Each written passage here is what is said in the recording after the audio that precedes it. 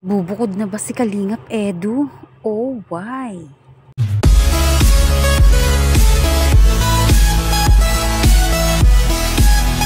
Bakit nga ba sinasabi na bubukod na itong si Kalingap Edu? Tara, alamin natin. Kamusta po mga kalingap? Muling nagbabalik ang inyong lingkod mini vlog naghahatid ng update tungkol sa mga kalingap. Kung bago ka pa lang sa aking channel, mag-subscribe na at huwag kalimutang mag-like para lagi kayong updated sa aking mga videos.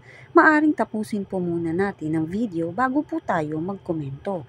At patuloy po natin na suportahan ang founder po ng Kalingap na si Kuya Val Santos at Kalingap Rob dahil alam natin na maraming natutulungan sila ng mga kababayan natin.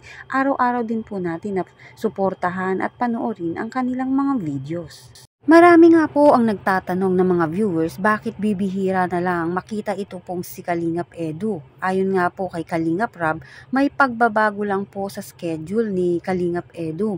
At di lang naman daw po si Kalingap Edu kundi ang iba pang mga K-boys. Ganon din nga po sila Kalingap Dan at Kalingap Jomar ay may pagbabago rin po sa kanilang mga schedule. Ayon nga po kay Kalingap Rob, ang schedule ni Kalingap Edu ay dalawa lang po sa kanya at yung isa nga po ay kay Kuya Val.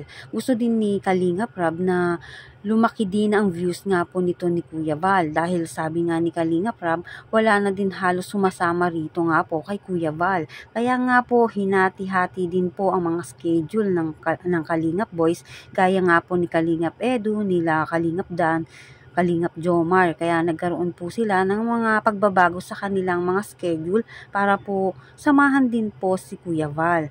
Meron din nga pong kay Kalingap Rob at alam naman natin na si Kalingap Edu ay mayroon din sariling charity na sinusuportahan ng mga beneficiaries. Yun nga po, kaya nga po binigyan sila ng mga pagbabago na schedule dahil upang makatulong nga din po sa channel ni Kuya Val na alam natin na malaking tulong din ang mga ginagawa ni Kuya Val, lalo na nga po sa ating mga senior.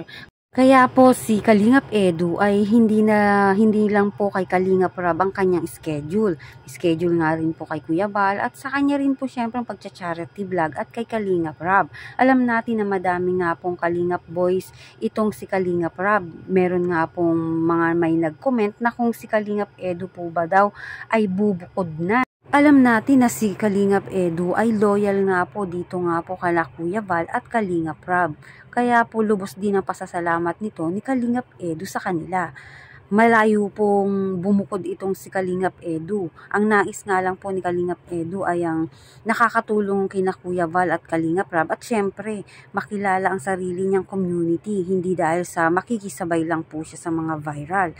Kung mapapansin nga po ninyo na si Kalingap Edu ay hindi po siya nagbi-behind the scene. Kung nanaisin niya po ay pwede niya po yun gawin, ngunit hindi po gano'n na ang gusto po ni Kalingap Edu ay makilala siya sa sarili niyang pagsisikap na pagiging charity vlogger. At dito nga po sa Kalingap ay gusto niyang nakakatulong siya dahil di naman po natin makikilala nga si Kalingap Edu kung hindi dahil din sa Kalingap. Kaya di po totoo na bubukod na si Kalingap Edu. Binago lang po at inayos ang kanyang mga schedule.